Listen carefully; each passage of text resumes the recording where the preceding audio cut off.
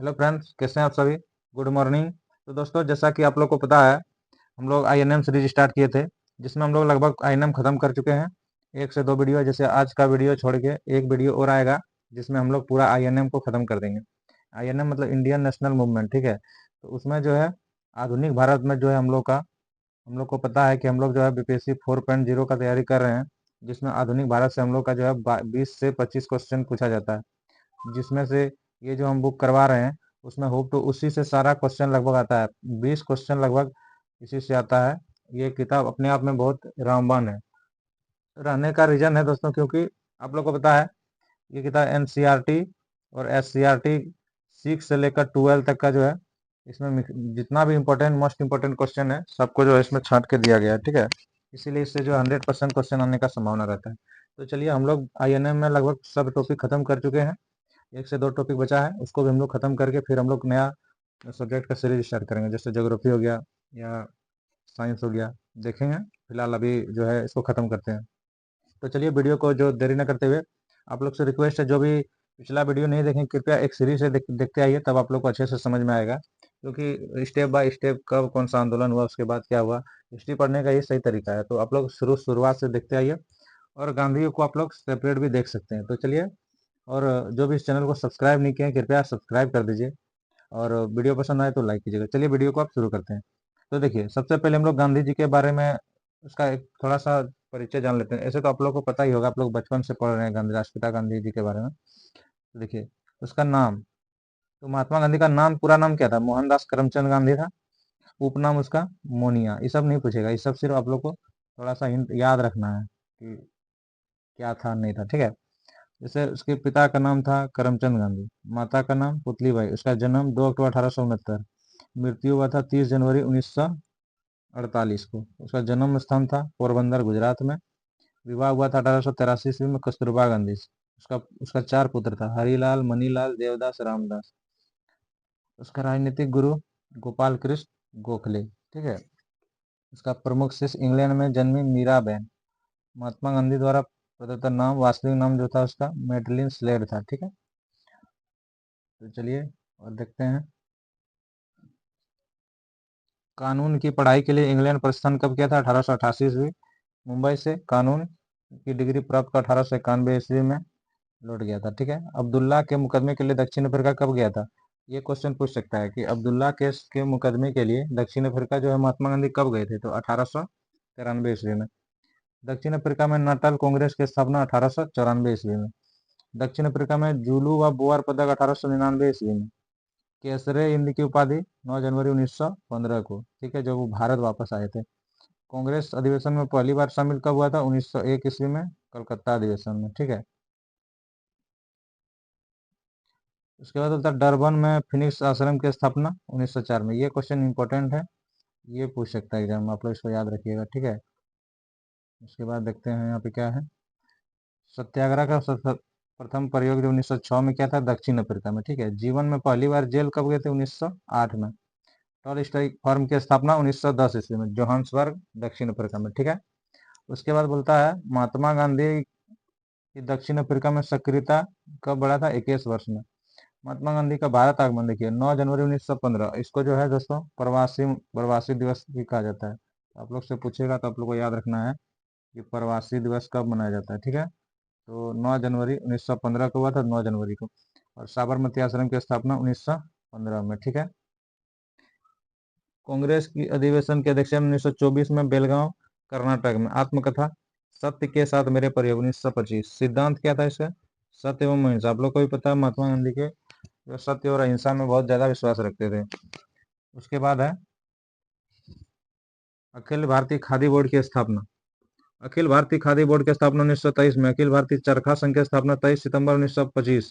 इसका प्रमुख पुस्तकें क्या था? सत्य के साथ मेरे प्रयोग, इंडिया ऑफ माई ड्रीम, अनासक्त योग, हिंद हिंद स्वराज, गीता माता, सप्त महाव्रत, गांधी जी के वास्तविक दर्शन एवं पश्चिमी सभ्यता का विरोध, सुनो विद्यार्थियों।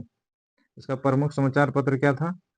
The green pamphlet, 14 August 1896, Rajkot. Indian opinion, दक्षिण अफ्रीका में। यंग इंडिया, ये वाला बहुत इंपॉर्टेंट, ये वाला पूछा जाता है। इंडियन ओपिनियन किसका समाचार पत्र है? यंग इंडिया किसका है? एक सेकेंड।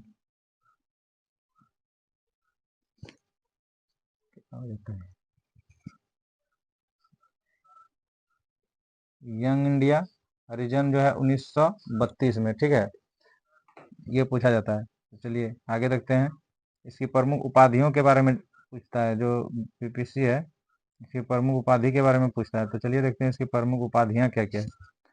केसर ए हिंद, लोग को डायरेक्ट पूछ देगा केसर ए हिंद की उपाधि किसे दिया गया था, तो महात्मा गांधी।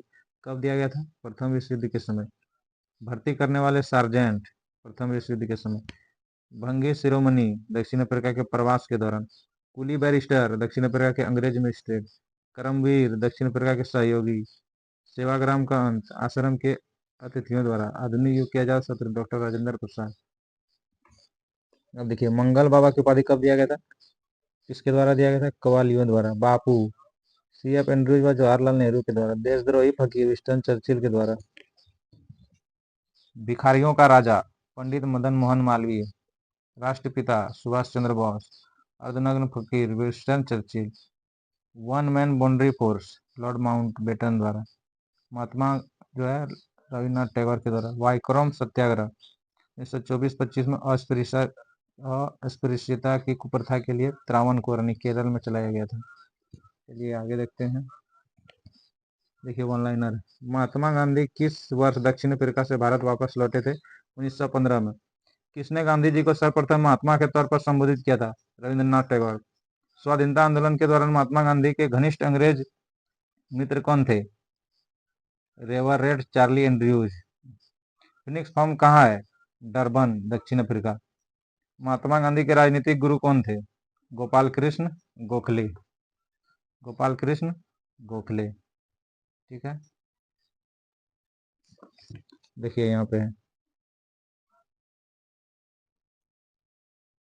प्रमुख आश्रम जो है, देखिए फिनिक्स फार्म डरबन में है, 1904 में स्थापना किया था। टॉल स्टार जोहान्सबर्ग, ये भी दक्षिण अफ्रीका 1910 में। साबरमती अहमदाबाद में 1915। सत्याग्रह आश्रम कोचरब अहमदाबाद 1915। अनाशक्ति आश्रम कोसानी उत्तराखंड में 1929। सेवाग्राम वर्धा महाराष्ट्र 1936 में, ठीक है। ये आगे देखते हैं। देखिए भारत में स्वतंत्रता आंदोलन के दौरान महात्मा गांधी द्वारा अहमदाबाद में साबरमती के किनारे एक आश्रम बनाया गया, जिसे साबरमती आश्रम के नाम से जाना जाता है, ठीक है। गांधी जी की दृष्टि में अहिंसा का क्या अर्थ है? सत्य की प्राप्ति का मार्ग। भारतीय कपड़ा व्यापारी, बैंकर, कांग्रेसी तब महात्मा गांधी का निकट सहयोगी से ये विशेषण किसका परिचय देते हैं? जमनालाल बजाज का, ठीक है। जो जमनालाल बजाज इसका दत्तक पुत्र था, मतलब जो है गोद लिया हुआ पुत्र था। कौन? जमनालाल बजाज जो था इसका गोद लिया हुआ पुत्र था, दत्तक पुत्र था। भारत के स्वतंत्रता संघर्ष के दौरान सबसे पहले सत्याग्रह किसने किया था? महात्मा गांधी ने, ठीक है। महात्मा गांधी आंदोलन व सत्याग्रह, देखिए ये आंदोलन से बहुत ज्यादा क्वेश्चन पूछा जाता है, तो देखिए आप लोग याद रखिएगा। चंपारण सत्याग्रह 1917, यह प्रथम वास्तविक किसान सत्याग्रह था। 3/20 भाग पर अनिवार्य नील की खेती के लिए विरुद्ध सत्याग्रह। 3 कटिया पद्धति, इससे क्वेश्चन आएगा कि 3 कटिया पद्धति जो है किस सत्याग्रह से जुड़ा है, तो चंपारण सत्याग्रह से। या इससे पूछ सकता है कि 3/20 भाग, मतलब जैसे 20 भाग में आपको 3 भाग जो है नील की खेती करना अनिवार्य है, यही जो है इसी के विरुद्ध चंपारण सत्याग्रह चलाया गया था। अहमदाबाद मिल मजदूर आंदोलन 1918, अहमदाबाद में जो है मिल में जो है बहुत जो मजदूर हड़ताल कर दिए थे, उसको पेंशन सैलरी नहीं मिल रहा था, उसी के खिलाफ जो है महात्मा गांधी आंदोलन किया था। तो उसी में प्रथम भूख हड़ताल जो है महात्मा गांधी का तब ये किया था। उसके बाद खेड़ा सत्याग्रह किया था 1918 में ही। प्रथम पूर्ण किसान सत्याग्रह था, मतलब जो किसान का जो है फसल नहीं हुआ था, फिर भी उसको टैक्स के तौर पे जो है फसल जमा करना पड़ता था, टैक्स देना पड़ता था, उसी के विरुद्ध जो है यह खेड़ा सत्याग्रह चलाया गया था। खिलाफत आंदोलन 1919, प्रथम असहयोग आंदोलन की अभिव्यक्ति, तो आप लोग को पता है रोलैक्ट एक्ट के जो है विरोध में खिलाफत आंदोलन चलाया गया था 1919 में। जैसे ही खत्म हुआ था जलियांवाला बाग हत्याकांड, उसी के बाद जो है खिलाफत आंदोलन चलाया गया था। असहयोग आंदोलन 1920, प्रथम जन आंदोलन की अभिव्यक्ति। सविनय अवज्ञा आंदोलन, दांडी मार्च 1930, नमक सत्याग्रह। व्यक्तिगत सत्याग्रह 1940, उपनाम दिल्ली चलो आंदोलन। अब आपसे पूछ सकता है दिल्ली चलो आंदोलन को और किस नाम से जाना जाता है, तो आपको याद रखना है, व्यक्तिगत सत्याग्रह को जो है दिल्ली चलो आंदोलन के नाम से भी जाना जाता है 1940 में गांधी जी के द्वारा। भारत छोड़ो आंदोलन व अगस्त क्रांति 1942, गांधी जी का नारा था करो या मरो। पुणे में यरवदा में स्थित आगा खां पैलेस को सुल्तान मोहम्मद शाह आगा खान द्वितीय ने 1892 में बनवाया था। चलिए आगे देखते हैं। यहाँ महात्मा गांधी भारतीय राष्ट्रीय कांग्रेस के अधिवेशन में सर्वप्रथम सम्मिलित कब हुए थे? तो आप लोग को पता है, सर्वप्रथम जो है कलकत्ता अधिवेशन 1901 में गांधी जी जो है 1901 में शामिल हुआ था। ठीक है। वर्ष 1915 में दक्षिण अफ्रीका से लौटने के पश्चात जो है गांधी जी ने 1917 में चंपारण के किसानों के शोषण के विरुद्ध अपना पहला सफल सत्याग्रह प्रारंभ किया था। ठीक है। उसके बाद है, गांधी जी दक्षिण अफ्रीका में रहते हुए महात्मा गांधी ने किस पत्रिका का प्रकाशन किया था? इंडियन ओपिनियन, इंडियन ओपिनियन का। अनटू द लास्ट नामक पुस्तक के लेखक कौन थे? तो जॉन रस्किन के द्वारा यह पुस्तक लिखा गया था। Unto the last, unto this last. Mahatma Gandhi को सर्वप्रथम राष्ट्रपिता कहकर किसने संबोधित किया था? सुभाष चंद्र बोस। गांधी जी के नाम से पहले महात्मा गांधी शब्द किस आंदोलन के बाद जोड़ा गया था? बता, गांधी जी के नाम से पहले महात्मा शब्द जो है चंपारण सत्याग्रह के बाद जो है उसको महात्मा गांधी कहने लगा था। गांधी जी की मृत्यु पर किसने कहा था हमारे जीवन से प्रकाश चला गया? जवाहरलाल नेहरू ने। महात्मा गांधी के चंपारण सत्याग्रह में बिहार के किसान राजकुमार शुक्ल भी शामिल थे। इन्होंने चंपारण के किसानों की समस्या का समाधान हेतु गांधी जी को बिहार आमंत्रित किया था। तो आप लोग का ये क्वेश्चन बनता है कि किसने जो है गांधी जी को यह निमंत्रण दिया था कि बिहार में जो है यहाँ पे चंपारण के किसानों का जो है ये समस्या है, तो समस्या को लेकर कौन गया था? तो आप लोग को पता होगा, चंपारण में जो है गया था राजकुमार शुक्ल। ठीक है। उसका जो है समस्या लेकर, किसान का समस्या लेकर राजकुमार शुक्ल जो है गांधी जी के पास गए और बोले, गांधी जी ऐसा ऐसा बात है, आप एक बार बिहार चलिए, चंपारण चलिए, क्या क्या मंत्र मारे थे वही मार दीजिए, बहुत सारा समस्या है किसानों का। तो कौन गया था उसके बाद? राजकुमार शुक्ल। ठीक है। उसके बाद है, गांधी जी के चंपारण सत्याग्रह का विरोध किसने किया था? एन जी रंगा ने, एन जी रंगा ने।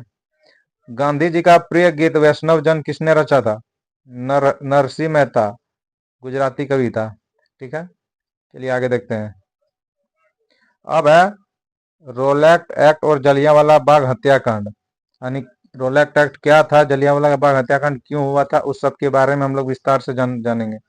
तो देखिए, ब्रिटिश शासन द्वारा मार्च 1919 में लाए गए रोलैक्ट एक्ट का मुख्य उद्देश्य क्या था? क्रांतिकारियों का दमन। भारत में बढ़ रही क्रांतिकारी गतिविधियों के दमन के लिए सरकार ने वर्ष 1917 में न्यायाधीश सिडनी रोलैक्ट की अध्यक्षता में एक समिति गठित की थी। इसका उद्देश्य क्रांतिकारियों को कुचलने के लिए एक प्रभावी योजना का निर्माण करना था। इसके सुझाव पर चर्चा जो 1919 में पारित विधेयक रोलैक्ट एक्ट के नाम से जाना जाता है। ठीक है। यानी भारत में बड़ी क्रांतिवादी गतिविधियों को रोकने के लिए, यानी कहता है कि इसमें ऐसा था कि आपको शक के आधार पर गिरफ्तार कर लिया जाता है और जबरदस्ती जो है मारा पीटा जाता है, उसी का जो है इसीलिए रोलैक्ट एक्ट आया था। ठीक है।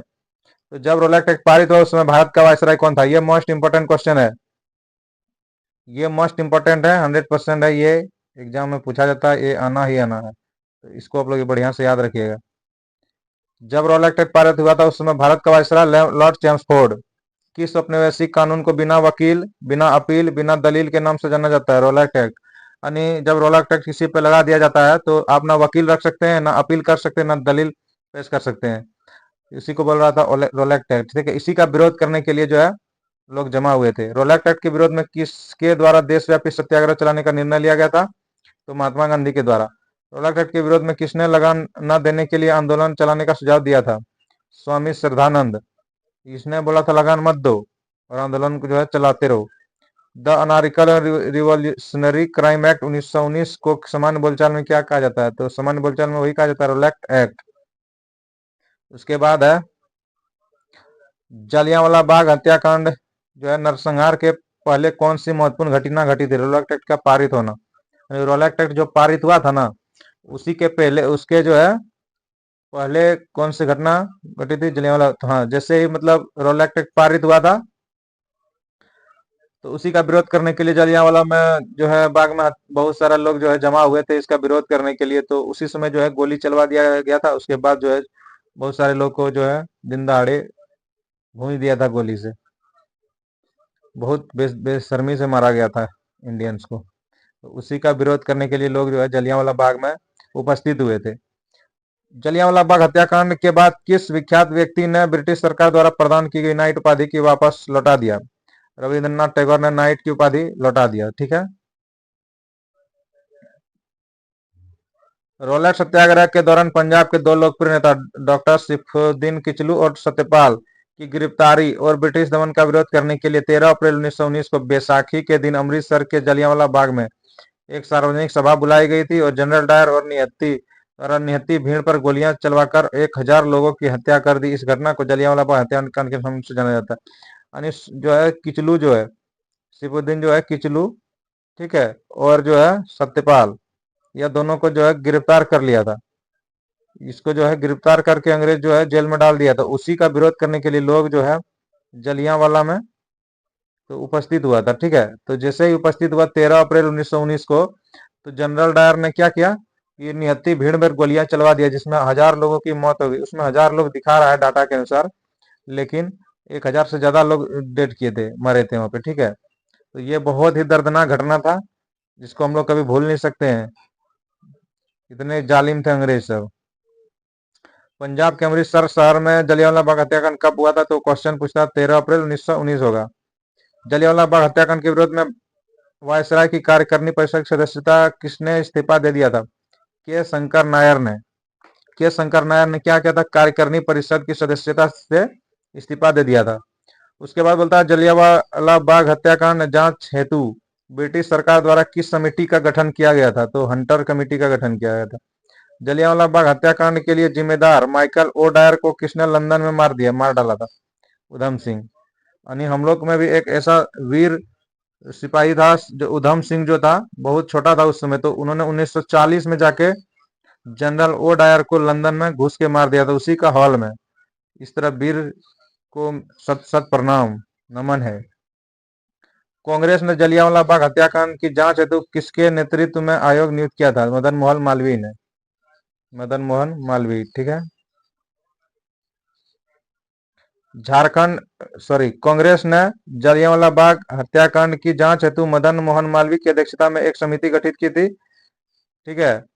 समिति के अन्य सदस्य में मोतीलाल नेहरू, महात्मा गांधी, सीआर दास, बदरुद्दीन तैयब, एम आर जयकर आदि शामिल थे। बोलता है मदन मोहन मालवीय जो है, एक समिति गठित किया गया था, जिसमें हम लोग का कौन कौन शामिल था जांच करने के लिए जलियांवाला बाग जो हत्याकांड हुआ था? तो नेहरू जी, गांधी जी, सीआर दास, बदरुद्दीन तैयब, एम आर जयकर। ठीक है।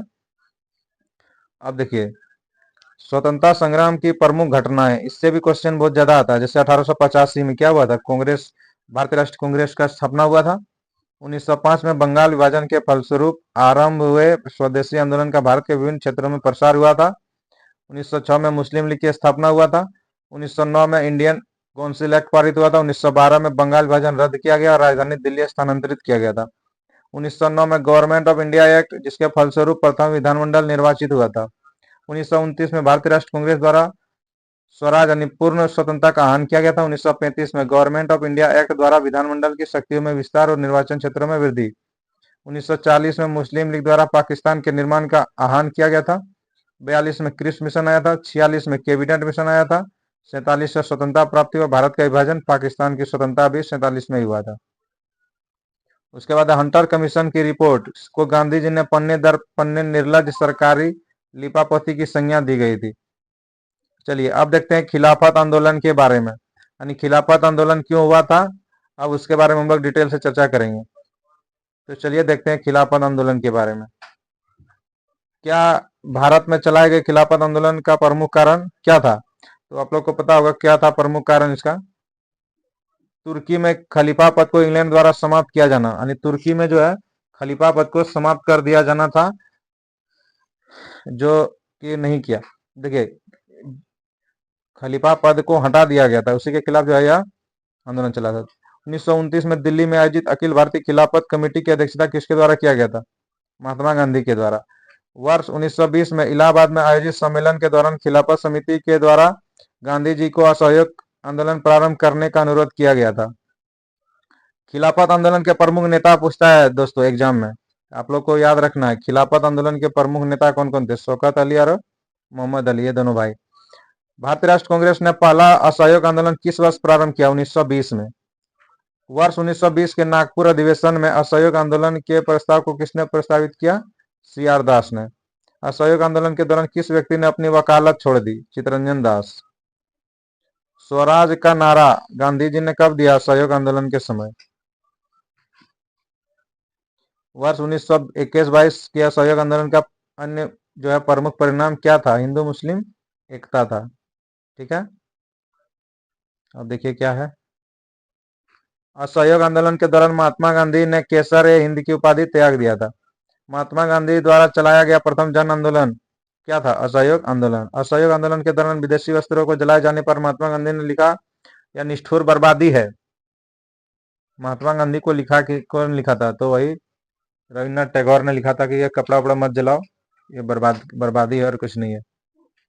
चोरा चोरी हत्याकांड कब हुआ था? 4 फरवरी 1922 को गोरखपुर जिले के उत्तर प्रदेश में घटित हुआ था, जिसके कारण गांधी जी ने असहयोग आंदोलन को वापस कर ले लिया था। पूछेगा एग्जाम में, चोरा चोरी हत्याकांड कब हुआ था? 4 फरवरी 1922 को, याद रखना है। ठीक है,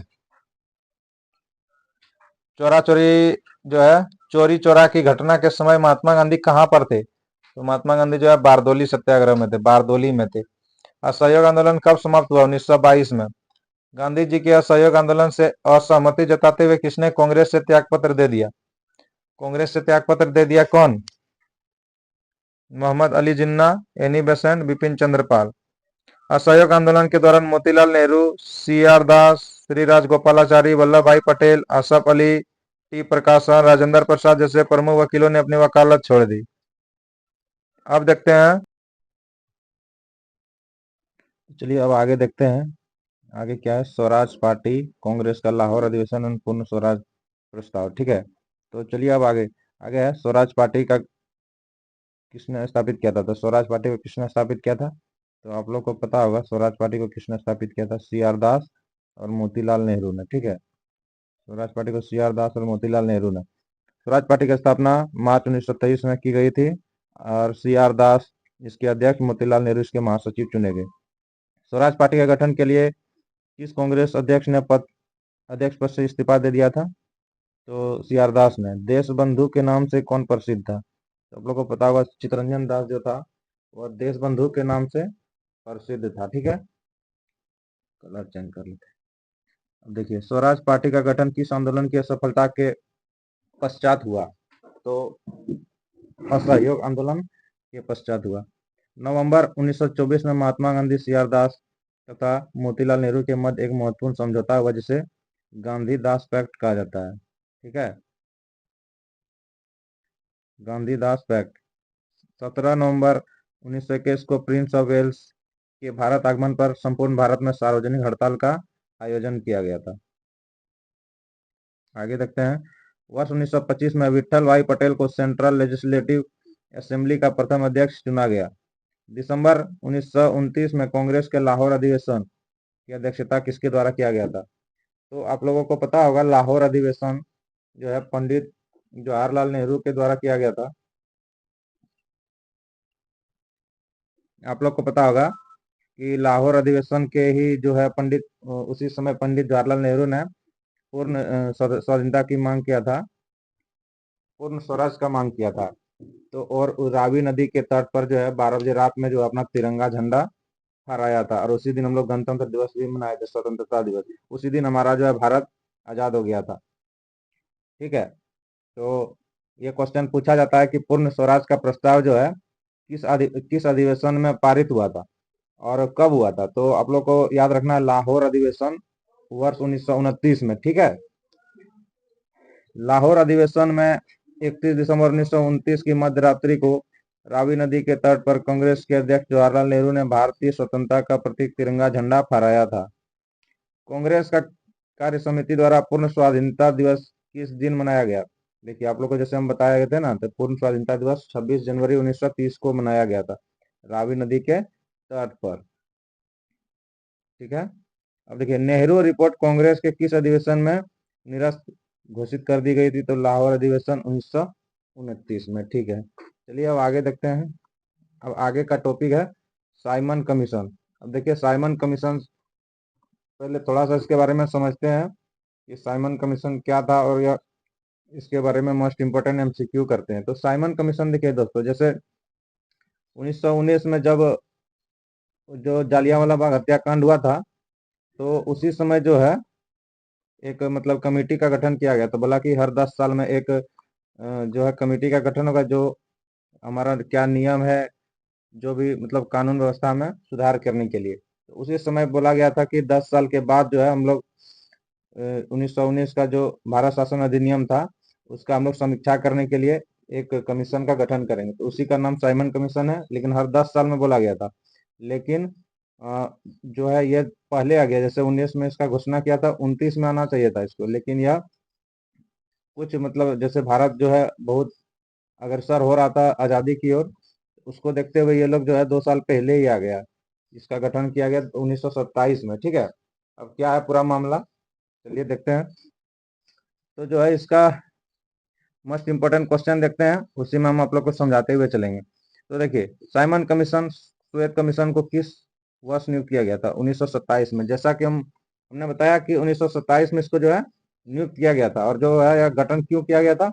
तो देखिए, भारत शासन अधिनियम 1919 मॉन्टेग्यू चेम्सफोर्ड सुधार की समीक्षा हेतु, यानी हमने कहा ना कि अभी की मतलब वही 1919 का जो भारत शासन अधिनियम है, उसको हम लोग मॉन्टेग्यू चेम्सफोर्ड सुधार भी कहा जाता है। ठीक है, उसी का समीक्षा करने के लिए इसका गठन किया गया था।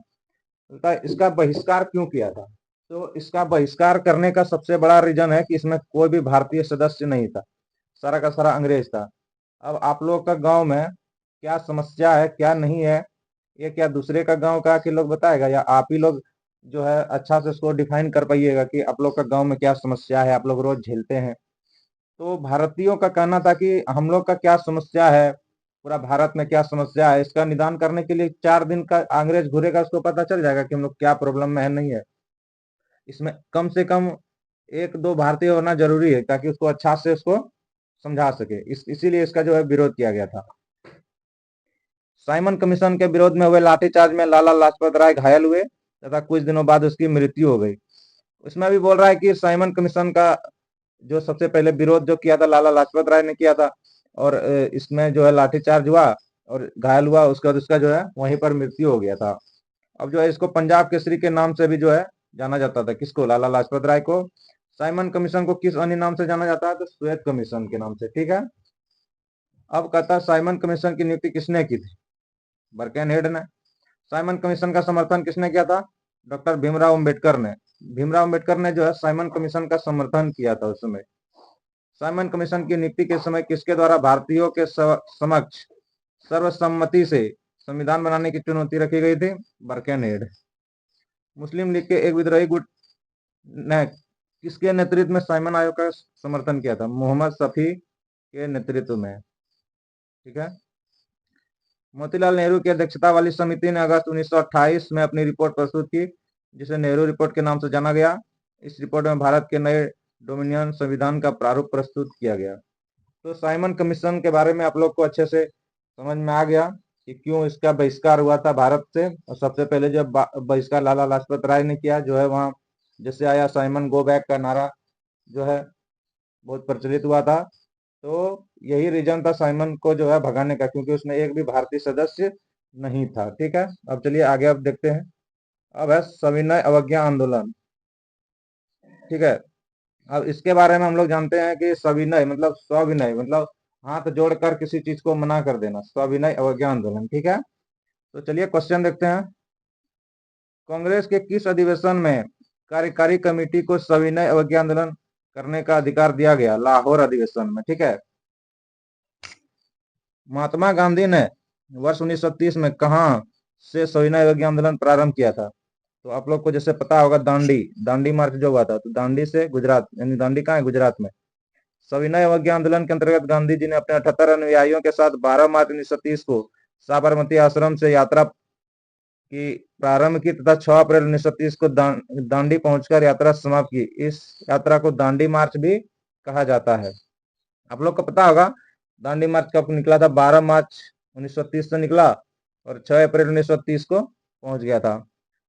नमक सत्याग्रह के समय गांधी जी के गिरफ्तार हो जाने के बाद आंदोलन के नेता के रूप में उसका स्थान किसने लिया था? अब्बास तैयब जी। कौन लिया था? अब्बास तैयब जी। गांधी जी ने किस विदेशी पत्रकार को दांडी मार्च के समय अपने साबरमती आश्रम में ठहराया था? तो वेब मिलर। वेब मिलर एक विदेशी पत्रकार है।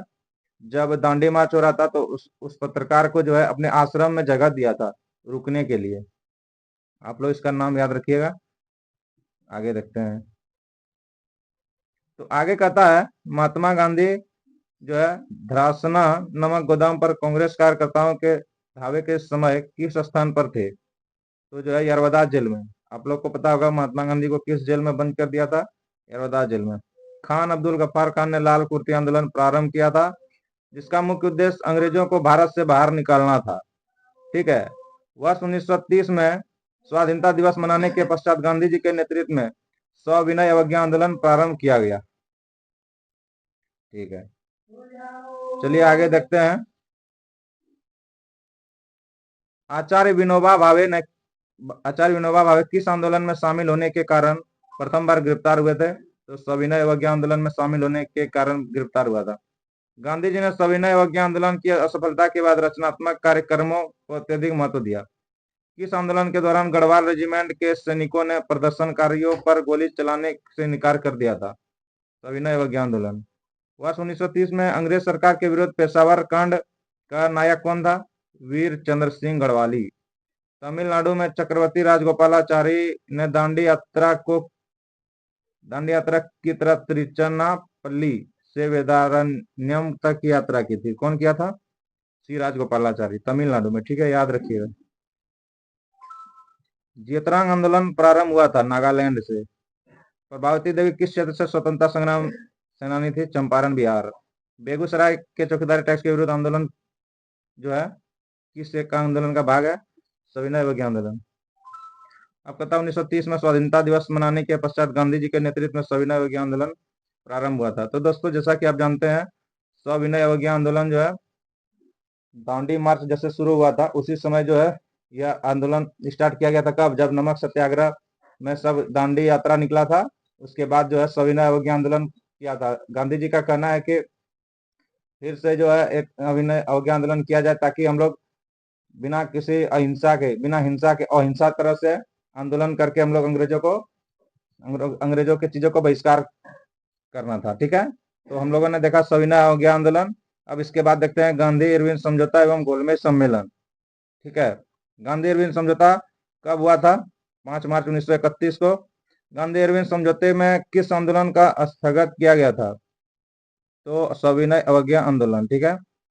भारतीय राष्ट्र कांग्रेस के प्रतिनिधि किस गोलमेज सम्मेलन में शामिल हुए थे? द्वितीय गोलमेज सम्मेलन में, यानी जिसमें गांधी जी शामिल हुआ था। ठीक है, प्रथम में नहीं थे और लास्ट में नहीं थे, वह द्वितीय गोलमेज सम्मेलन में शामिल थे। ठीक है, द्वितीय गोलमेज सम्मेलन में भाग लेने के लिए महात्मा गांधी बंबई से लंदन गए। एस राजपुताना नामक जलियान से गए। वे लंदन के किंग्सले हॉल में ठहरे थे। द्वितीय गोलमेज सम्मेलन में कांग्रेस का प्रतिनिधित्व किसने किया था? महात्मा गांधी ने।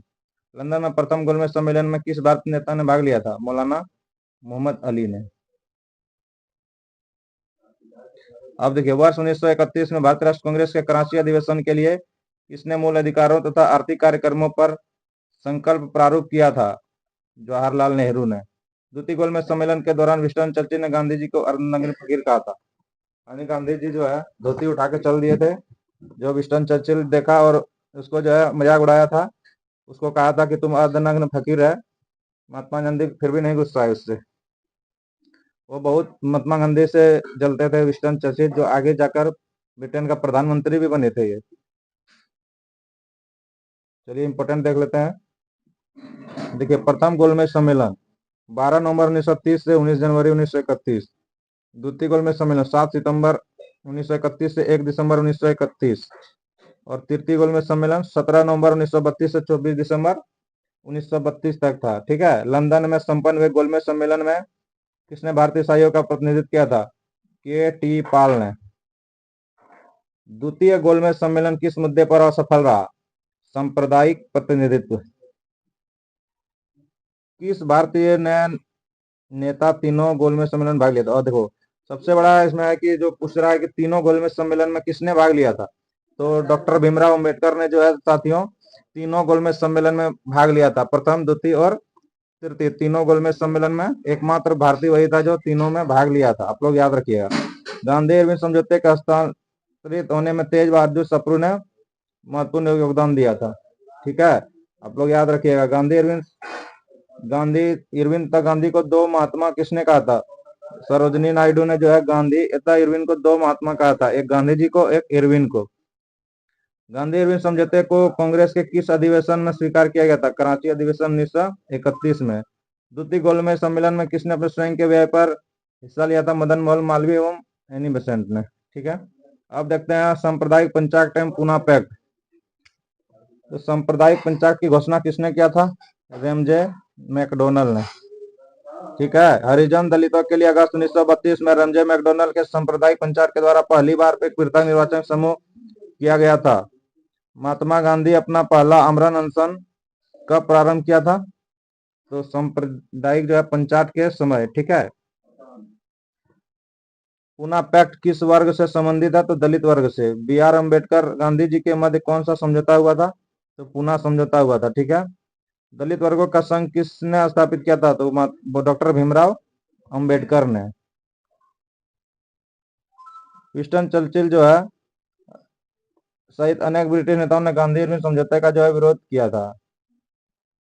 चलिए आगे देखते हैं। सांप्रदायिक अवार्ड एवं पुनः पैक्ट में दलित वर्ग के लिए कितने सीटें दी गई थी? 31 और 148। महात्मा गांधी शैक्षणिक भूत की भांति धूल उठाते हैं लेकिन अस्तर नहीं, यह कथन किसने कहा था? डॉक्टर भीमराव अम्बेडकर ने। 1932 में पुनः पैक्ट के बाद महात्मा गांधी ने ऑल इंडिया अनटचेबिलिटी लीग की स्थापना की। बाद में उसका नाम बदलकर हरिजन सेवक संघ कर दिया। इसके प्रथम अध्यक्ष घनश्याम दास बिड़ला थे। पुनः पैक्ट के बाद गांधी जी ने दलितों के उत्थान के लिए किस संस्था की स्थापना की थी? हरिजन सेवक संघ की स्थापना की थी। वर्ष 1936 में इंडिपेंडेंट लेबर पार्टी का गठन किसके द्वारा किया गया था? डॉक्टर भीमराव अम्बेडकर के द्वारा। दलित समुदाय के सर्वप्रथम हरिजन शब्द से किसने संबोधित किया था? महात्मा गांधी ने जो है हरिजन शब्द को सबसे पहले संबोधित किया था।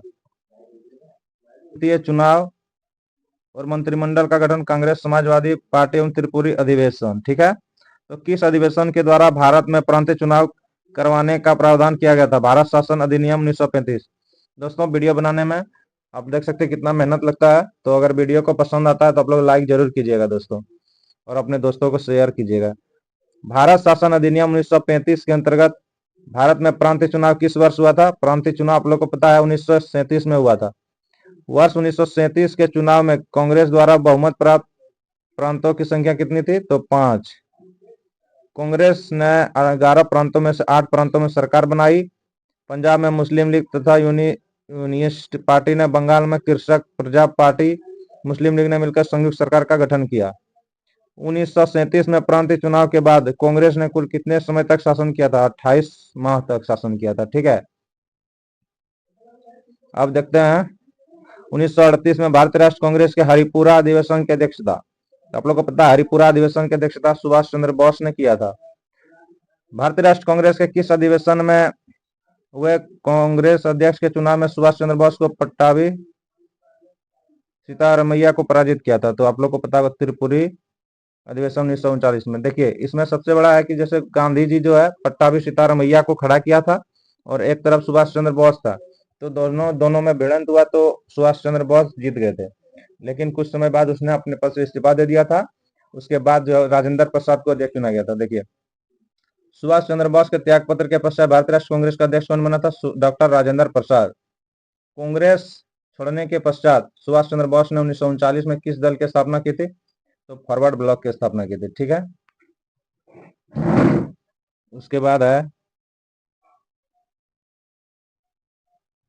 लॉर्ड लिनलिथगो ने द्वितीय विश्व युद्ध में कांग्रेस का सहयोग प्राप्त करने के लिए उसके समक्ष एक प्रस्ताव रखा जिसे अगस्त प्रस्ताव कहा जाता है। तो दोस्तों इससे क्वेश्चन आता है अगस्त प्रस्ताव कब हुआ था? 8 अगस्त 1940 को। ठीक है, तो आप लोग को याद रखिएगा। अब देखिए यहाँ इसको देख लेते हैं पहले। कांग्रेस समाजवादी पार्टी आरएसपी, तो इसका संस्थापक कौन था? योगेंद्र चंद्र चटर्जी। ठीक है, स्थापना इसका 19 मार्च 1940 को बंगाल में। उद्देश्य क्या था?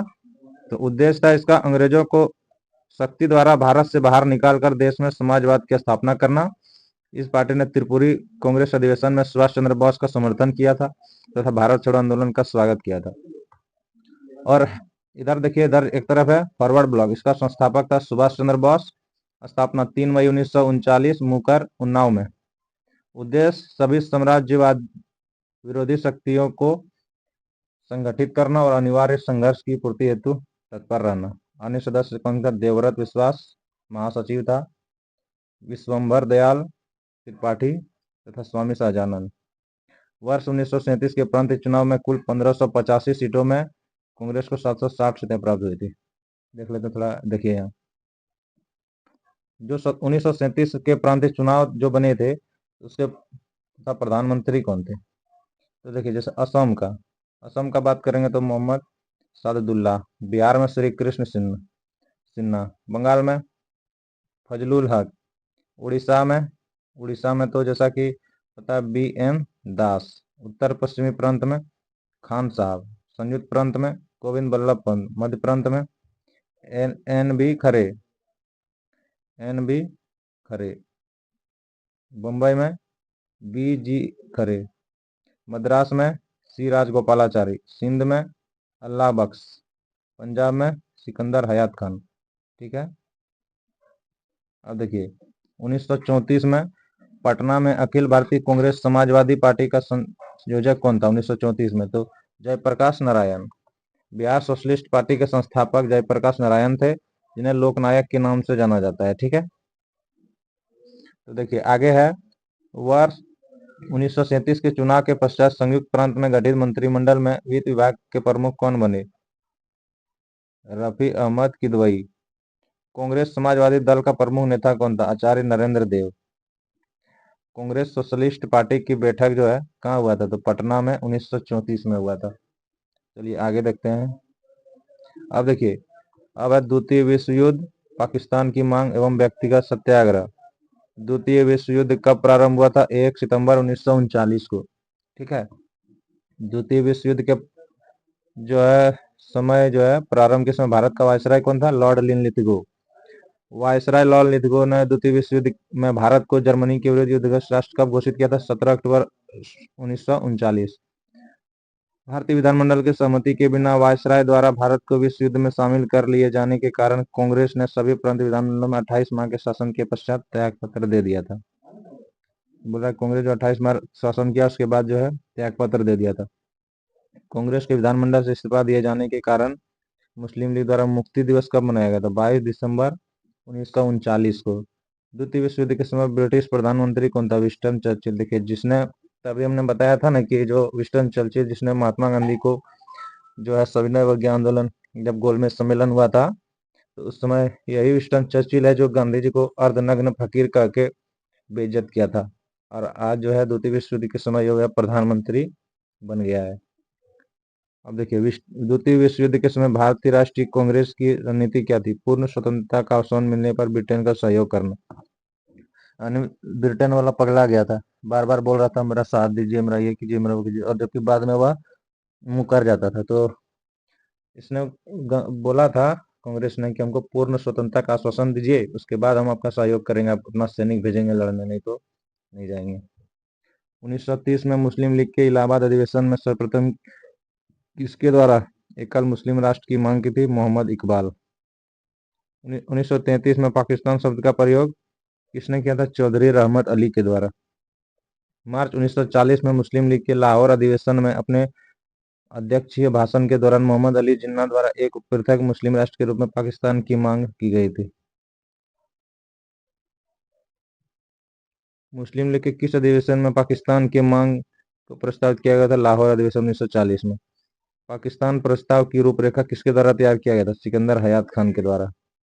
नेहरू एक राष्ट्रभक्त है, जिन्ना एक राजनीतिज्ञ है, किसका कथन? मोहम्मद इकबाल का। मुस्लिम द्वारा पाकिस्तान दिवस कब मनाया गया? 23 मार्च 1943। ब्रिटेन द्वारा अगस्त प्रस्ताव कब प्रस्तुत किया गया था? 8 अगस्त 1940 को। कांग्रेस का सहयोग प्राप्त करने के उद्देश्य से वायसराय लिनलिथगो के द्वारा 8 अगस्त 1940 को प्रस्ताव प्रस्तुत किया गया, जिसे अगस्त प्रस्ताव के नाम से जाना जाता है। इस प्रस्ताव को कांग्रेस द्वारा अस्वीकार कर दिया गया। व्यक्तिगत सत्याग्रह प्रारंभ कब किया गया? 17 अक्टूबर 1940 को। व्यक्तिगत सत्याग्रह के प्रारंभ किए जाने का मूल उद्देश्य क्या था? अगस्त प्रस्ताव तथा भारत को द्वितीय विश्व युद्ध में शामिल किए जाने का विरोध। व्यक्तिगत सत्याग्रह के आंदोलन का प्रणेता कौन था? महात्मा गांधी। महात्मा गांधी द्वारा व्यक्तिगत सत्याग्रह आंदोलन के लिए प्रथम सत्याग्रही किसे चुना गया? विनोबा भावे को। याद रखिएगा, यह व्यक्तिगत सत्याग्रह से बहुत कंफ्यूज करता है कि प्रथम सत्याग्रह कौन था, द्वितीय कौन था, तृतीय कौन था। तो प्रथम सत्याग्रह विनोबा भावे था, और द्वितीय सत्याग्रह जवाहरलाल नेहरू था, और तृतीय में है जो है वो ब्रह्मदत्त है, वो तृतीय सत्याग्रही था। ठीक है। किसने कहा था कि नेहरू एक राष्ट्रभक्त है, जबकि जिन्ना एक राजनीतिक? मोहम्मद इकबाल ने कहा था। अब देखते हैं महत्वपूर्ण घटनाक्रम एवं उससे संबंधित गवर्नर जनरल। तो देखिए, साइमन कमीशन जब आया था उस समय गवर्नर जनरल था लॉर्ड इरविन। सांप्रदायिक पंचायत में लॉर्ड वेलिंगटन। अगस्त प्रस्ताव में लिनलिथिगो। क्रिप्स मिशन में लिनलिथिगो। वेवेल योजना में लॉर्ड वेवेल। कैबिनेट मिशन में लॉर्ड वेवेल। माउंटबेटन योजना में माउंटबेटन, और बालकन प्लान में भी माउंटबेटन था। सर्वोदय शब्द का प्रयोग सर्वप्रथम महात्मा गांधी द्वारा किया गया तथा सर्वोदय समाज की स्थापना विनोबा भावे द्वारा की गई। शब्द का प्रयोग गांधी जी और उसकी स्थापना, समाज की स्थापना विनोबा भावे के द्वारा किया गया था। अब देखते हैं क्रिप्स मिशन एवं भारत छोड़ो आंदोलन। तो भारत में स्वशासन स्थापित करने के उद्देश्य से ब्रिटेन द्वारा क्रिप्स मिशन की घोषणा कब की गई?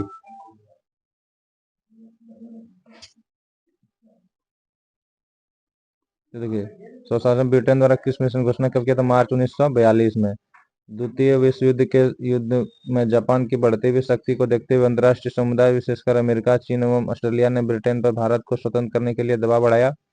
फलस्वरूप ब्रिटिश प्रधानमंत्री विंस्टन चर्चिल द्वारा स्टेफर्ड क्रिप्स के नेतृत्व में एक दल भारतीय नेताओं से वार्ता हेतु मार्च 1942 में भारत भेजा।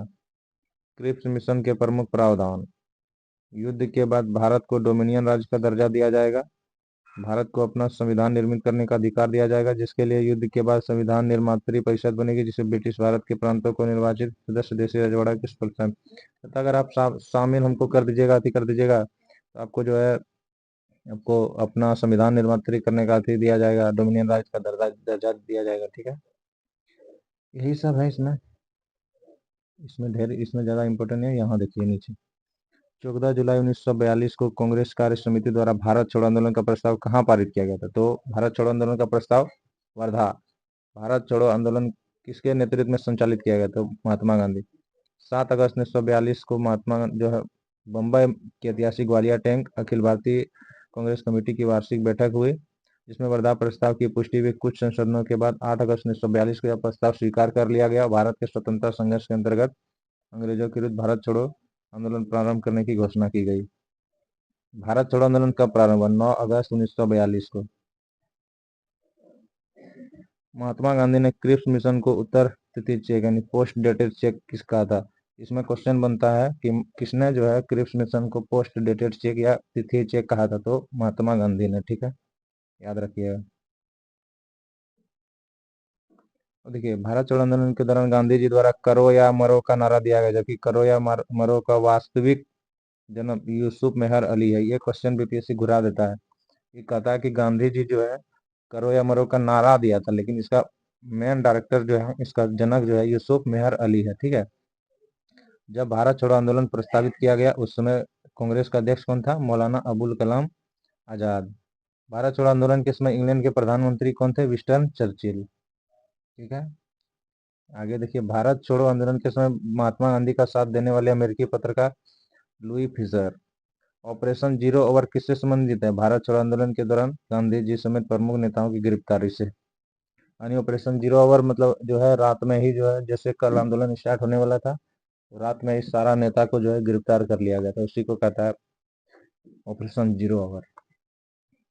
भारत छोड़ो आंदोलन के दौरान महात्मा गांधी को गिरफ्तार करके कहाँ रखा गया था? आगा खां पैलेस, पुणे। भारत छोड़ो आंदोलन को जेल से फरार होकर किसने भूमिगत गतिविधियों से संगठित किया? जयप्रकाश नारायण। बोलता है कौन भाग गया था? जयप्रकाश नारायण।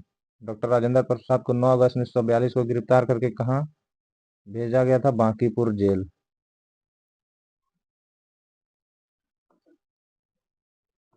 भारत छोड़ो आंदोलन के दौरान उषा मेहता, राम मनोहर लोहिया, अरुणा असफ अली, जयप्रकाश नारायण आदि प्रमुख शीर्ष नेताओं के गिरफ्तार हो जाने के पश्चात नियमित रूप से रेडियो के माध्यम से आंदोलन का नेतृत्व किया था। तो आप लोग से पूछ सकता है रेडियो के माध्यम से, तो उषा मेहता, राम मनोहर लोहिया, अरुणा असफ अली, जयप्रकाश नारायण।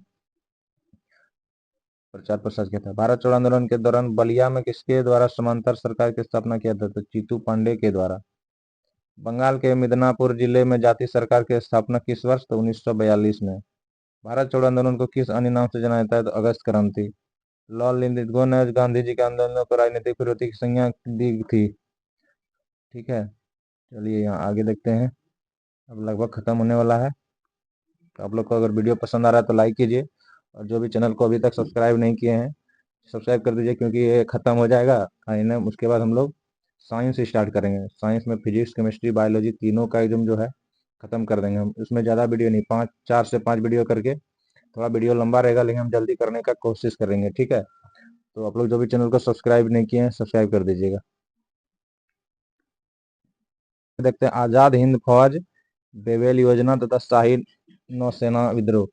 आजाद हिंद फौज का गठन किस वर्ष हुआ था? 1942 में। आजाद हिंद फौज का विचार सर्वप्रथम किसने सुझाया था? मोहन सिंह ने।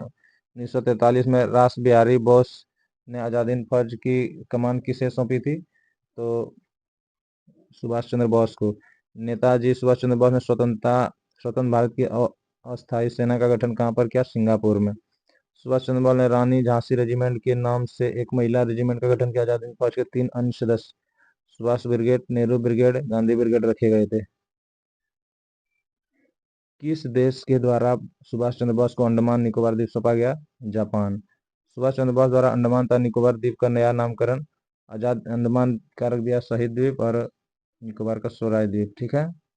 6 जुलाई 1944 को आजाद हिंद फौज के रेडियो के एक प्रसारण में महात्मा गांधी को संबोधित करते हुए सुभाष चंद्र बोस ने कहा, भारत की स्वतंत्रता के लिए अंतिम युद्ध प्रारंभ हो चुका है। राष्ट्रपिता, भारतीय स्वतंत्रता के इस पवित्र युद्ध में हमें आपका आशीर्वाद चाहिए। यानी 6 जुलाई 1944 को जो है सुभाष चंद्र बोस ने महात्मा गांधी को राष्ट्रपिता करके संबोधित किया था। ठीक है। भारतीय स्वतंत्रता संघर्ष के दौरान किसने द फ्री इंडियन लीजन नामक सेना बनाई? सुभाष चंद्र बोस ने। दिल्ली चलो जय हिंद, तुम मुझे खून दो मैं तुम्हें आजादी दूंगा का नारा नेताजी सुभाष चंद्र बोस के द्वारा। सुभाष चंद्र बोस को देश नायक की उपाधि किसके द्वारा? रविन्द्रनाथ टैगोर के द्वारा। महात्मा गांधी द्वारा सुभाष चंद्र बोस को देशभक्तों का देशभक्त की उपाधि दी गई। वर्ष 1915 सरकार के प्रति निष्ठा न रखने के आरोप में किसके ऊपर लाल किला मुकदमा चलाया गया? आजाद हिंद फौज पर। 26 जनवरी 1950 को भारत का संविधान लागू हुआ और इसके साथ भारत का एक गणतंत्र राष्ट्र बना। ब्रिटिश सरकार ने आजाद हिंद फौज के सैनिकों के अधिकारियों को गिरफ्तार कर नवंबर 1945 में दिल्ली के लाल किले में उन पर मुकदमा चलाया। देखिए, ये वाला क्वेश्चन इस बार टीआरई 3 में भी पूछा गया था कि ब्रिटिश सरकार ने आजाद हिंद फौज सैनिकों पर कब जो है दिल्ली भेज दिया था? 1945। ये वाला क्वेश्चन याद रखिएगा। 3 अभियुक्तों प्रेम सागर, गुरबख्श सिंह ढिल्लो, शाहनवाज खान को फांसी की सजा तथा राशिद अली को 7 वर्ष के कारावास का दंड दिया, परंतु बाद में जनता के भारी विरोध के कारण उसे दोषमुक्त कर दिया गया था। किस वायसराय के द्वारा आजाद हिंद फौज के अभियुक्तों को क्षमा कर दिया? Lord Wavell. तो दोस्तों इधर जो है सारा इंपॉर्टेंट है, इधर एक एक लाइन आप लोग को अच्छा से पढ़ना है, क्योंकि बीपीएससी जो है अब इधर से क्वेश्चन उठा के डायरेक्ट हुक टू एग्जाम में दे रहा है। हम आप लोग को प्रीवियस ईयर कराएंगे, उसमें आप लोग को दिखाएंगे एक एक क्वेश्चन कहाँ से किस पेज से दिया है, तब आप लोग को और ज़्यादा समझ में आएगा। ठीक है, तब आपको किताब का महत्व समझ में आएगा। हम इसके बाद जो है बीच में हम प्रीवियस ईयर डाल देंगे कि कहाँ कौन सा क्वेश्चन, और हम कटिंग भी डाल देंगे इस किताब का। ठीक है, तो इसलिए जो भी चैनल को अभी तक सब्सक्राइब नहीं किए हैं, जुड़े नहीं हैं, कृपया शेयर कर दीजिए, हम लोग को सपोर्ट कीजिए, क्योंकि वीडियो बनाने में भी बहुत मेहनत लगता है। तो चलिए देखते हैं आगे। वर्ष 1944 में सीआर फार्मूला किसके द्वारा प्रस्तुत किया गया? सी राजगोपालाचारी के द्वारा। भारतीय राजनीतिक गतिविधियों को दूर करने के लिए बेवेल योजना कब प्रस्तुत किया गया था? 14 जून 1945 को। बेवेल योजना कब प्रस्तावित किया था? 14 जून 1945 को। बेवेल योजना पर विचार करने के लिए आयोजित शिमला सम्मेलन कांग्रेस की ओर से किसने प्रस्तावित किया था? मौलाना अबुल कलाम आजाद।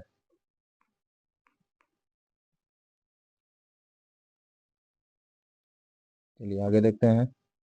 भारतीय राष्ट्रीय कांग्रेस लगातार 6 वर्षों तक अध्यक्ष रहने वाले मौलाना अबुल कलाम आजाद थे। ठीक है, लगातार 6 वर्ष तक जो है अध्यक्ष बना था कांग्रेस का। आजाद हिंद फौज के विरुद्ध मुकदमे में कांग्रेस द्वारा गठित आजाद हिंद फौज का बचाव समिति का अध्यक्ष भूलाभाई देसाई। आजाद हिंद फौज का दिवस कब मनाया गया? 12 नवंबर 1945। आप लोग को याद रखिएगा, 12 नवंबर 1945। नेपाली आजाद हिंद फौज दिवस। शाही नौसेना विद्रोह 18 से 23 फरवरी 1946।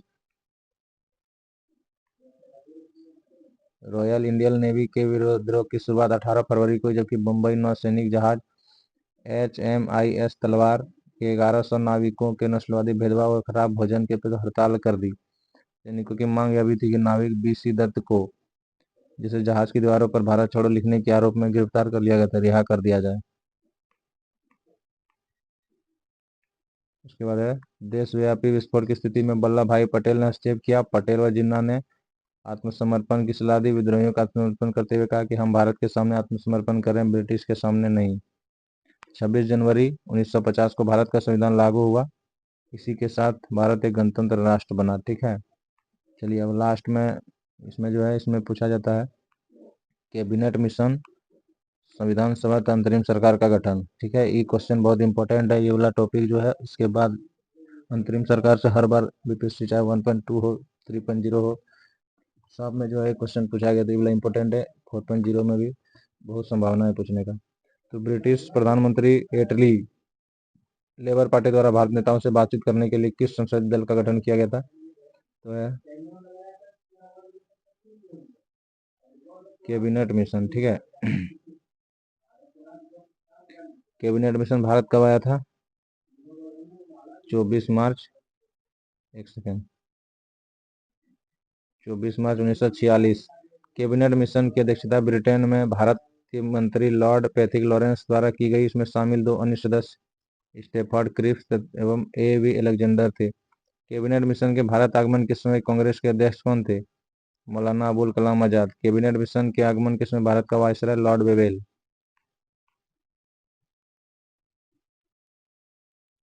कांग्रेस के किस प्रमुख नेता द्वारा कैबिनेट मिशन का पूर्ण समर्थन किया? महात्मा गांधी। इसका प्रमुख प्रावधान क्या था? भारत की एकता बनाए रखी जाए। मुस्लिम लीग की पाकिस्तान की मांग अस्वीकार कर दी गई। भारत एक संघ होगा जिसमें ब्रिटिश प्रांत देशी रियासतें शामिल होगी। संविधान सभा का गठन किया जाएगा, इसमें प्रांतीय विधानसभा देशी रियासतों के प्रतिनिधि शामिल होंगे। कैबिनेट मिशन योजना के स्वीकार करके मुस्लिम लीग द्वारा प्रत्यक्ष कार्यवाही दिवस 16 अगस्त 1946। प्रत्यक्ष कार्यवाही दिवस जो है 16 अगस्त 1946 को जो है मनाया गया। ठीक है, तो आप लोग को याद रखिएगा। प्रत्यक्ष कार्यवाही दिवस के दौरान जो है हिंसक घटनाओं के शांत करने की गांधी जी कहाँ गए थे? नोआखली, वर्तमान बांग्लादेश में है। नोआखली गांधी जी के विवेक एवं साहस को देखकर माउंटबेटन द्वारा ने उपाधि कौन सी उपाधि 1 मैन बाउंड्री फोर्स। मतलब वहाँ बहुत सारा हिंसा हो रहा था। मान लीजिए कहीं 1000 वहाँ पूरा भीड़ एकदम जमा मारकाट चल रहा है, वहाँ के लिए गांधी जी जाके उसको संभाल लिए। तो वही माउंटबेटन देख के उसको उपाधि मतलब कहा कि 1 मैन बाउंड्री फोर्स, मतलब वो हाड़ मांस का आदमी है, लेकिन वो बहुत पावरफुल है। अकेले इतना भीड़ को संभाल लेना कोई आम बात नहीं है। वर्ष 1922 के कांग्रेस अधिवेशन किसके द्वारा विचार प्रस्तुत किया? भारतीय संविधान भारतीयों की इच्छा के अनुसार होगी। महात्मा गांधी। संविधान सभा के गठन का प्रावधान किस मिशन के अंतर्गत किया गया? Cabinet mission. अशफाक उल्लाह खान पहले मुस्लिम क्रांतिकारी थे। स्वतंत्रता संघर्ष के दौरान फांसी दिया गया था। अब देखिए, कैबिनेट मिशन योजना के अनुसार जुलाई 1946 में संविधान सभा के चुनाव हुए। प्रांतों के लिए 296 सदस्यों के लिए यह चुनाव हुए। कांग्रेस 208, मुस्लिम लीग के लिए 77, 15 अन्य दलों के स्वतंत्र उम्मीदवार निर्वाचित हुए। ठीक है, संविधान सभा का पहला सत्र कब आयोजित हुआ? 9 दिसंबर 1946। 9 दिसंबर को जो है संविधान सभा का अध्यक्ष किसे बनाया गया? सच्चिदानंद सिन्हा को। 11 दिसंबर को जो है दूसरी बैठक अस्थायी अध्यक्ष चुना गया था, जिसका बना गया राजेंद्र प्रसाद को। वायसराय वेवेल द्वारा किसे अंतरिम सरकार बनाने का निमंत्रण दिया गया? जवाहरलाल नेहरू। जवाहरलाल नेहरू अंतरिम सरकार का गठन कब किया? 2 सितंबर 1946 को। लियाकत अली मुस्लिम लीग के 5 सदस्य कब अंतरिम सरकार में शामिल हुए? 26 अक्टूबर 1946 को। भारतीय स्वतंत्रता का संघर्ष इसने फ्री इंडियन सीजन नमक सेना बनाई? सुभाष चंद्र बोस ने। अब देखिए, ये वाला टॉपिक बहुत ज़्यादा इंपॉर्टेंट है, हर बार देखने का क्वेश्चन पूछा जा रहा है। ठीक है, आप लोग इसको याद रखिएगा। देखिए, अंतरिम सरकार का मंत्रिमंडल, कौन मंत्री को कौन सा पद मिला था? किसको? देखिए, जवाहरलाल नेहरू को। तो यह प्रधानमंत्री भी था, कार्य का उपाध्यक्ष था, विदेश मामले राष्ट्रमंडल से संबंधित। वल्लभ भाई पटेल, तो वल्लभ भाई पटेल है तो गृह मंत्री। भाई भाई कहाँ रहता? घर में। लोग ऐसे ट्रिक्स याद रख सकते हैं। भाई कहाँ रहता? घर में। प्रसारण विभाग, रियासती संबंध मामले। बलदेव सिंह रक्षा मंत्री, बलदेव नाम से ही याद रख रहा है तो बलदेव, बल बहुत है तो रक्षा करेगा। उसके बाद है जॉन मथाई उद्योग मंत्री, ठीक है। राजगोपालाचारी, गोपालाचारी मतलब शिक्षा एजुकेशन से रिलेटेड याद रखिएगा। CS भाभा, भाभा मतलब भाभा अनुसंधान केंद्र, ये सब जो है खान हो गया, कार्य बंदरगाह, ये सब याद रखिएगा। डॉक्टर राजेंद्र प्रसाद, राजेंद्र प्रसाद खाद्य एवं कृषि मंत्री, पूछा गया था इस बार। आशा अली रेल विभाग दिया गया इसे। जगजीवन राम, ये भी पूछा गया था, श्रम विभाग, PYQ में ये भी पूछा गया था। लियाकत अली वित्त विभाग से दिया गया, ठीक है। इसको आप लोग एकदम एक एक तो याद रखिएगा, अच्छा से पूछा जाता है ये वाला, इस बार भी पूछा जाएगा। तो चलिए अब लास्ट देखते हैं। भारत का विभाजन एवं स्वतंत्रता। 20 फरवरी 1947 को ब्रिटिश प्रधानमंत्री द्वारा जून 1948 में भारत छोड़ने की घोषणा किसके द्वारा किया गया था? क्लेमेंट अटली। ये वाला क्वेश्चन पूछा गया था, जो TR3 का जो री एग्जाम हुआ था उसके पहले वाला जो रद्द हो गया था उसमें ये क्वेश्चन पूछा गया था। क्लेमेंट अटली ने लॉर्ड वेल के स्थान पर किसे वायसराय बनाया? लॉर्ड माउंटबेटन को। माउंटबेटन द्वारा विभाजन के सत्ता हस्तांतरण के लिए योजना कब प्रस्तुत हुई? 3 जून 1947 को, ठीक है।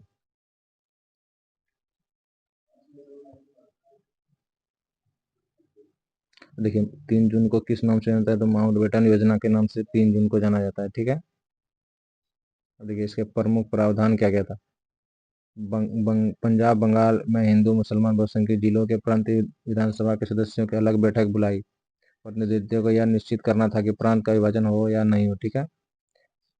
विभाजन होने की दशा में 2 डोमिनियनों का 2 संविधान सभाओं का निर्माण किया जाएगा। उत्तर पश्चिम सीमांत प्रांत तथा असम के सिलहट जिले में जनमत संग्रह द्वारा यह पता लगाया जाएगा कि वे भारत के किस भाग में रहना चाहते हैं। विभाजन के गतिरोध को दूर करने के लिए एक सीमा आयोग का गठन किया जाएगा, ठीक है। भारत विभाजन के संदर्भ में 1947 में सीमा की अध्यक्षता रेडक्लिफ, सिरिल रेडक्लिफ। कांग्रेस के किस अधिवेशन में भारत के विभाजन का प्रस्ताव स्वीकृत किया गया था? दिल्ली अधिवेशन में।